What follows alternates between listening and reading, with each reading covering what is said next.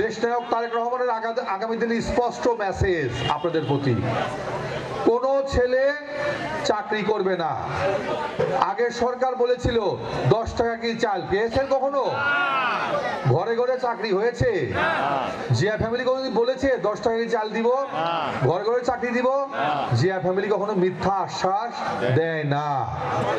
আজকেও দেশনায়ক তারেক রহমান আগামী দিনের রাষ্ট্রনায়ক এবং আমাদের এই পাবনার কৃতি সন্তান কৃষিবিদ হাসান জাবির তুহিন সারা বাংলাদেশে যে কৃষকের মাঝে আলো জ্বালিয়েছেন, বাংলাদেশ জাতীয়তাবাদী কৃষক দল, ওনাদের অঙ্গীকার আগামী দিনে যদি দেশনায়ক তারেক রহমান ক্ষমতায় আসেন তথা বাংলাদেশ জাতীয়তাবাদী দল ক্ষমতা গঠন করতে পারেন, তাহলে প্রত্যেকটা কৃষকের শিক্ষিত সন্তান একজন করে উদ্যোক্তা তৈরি হবে।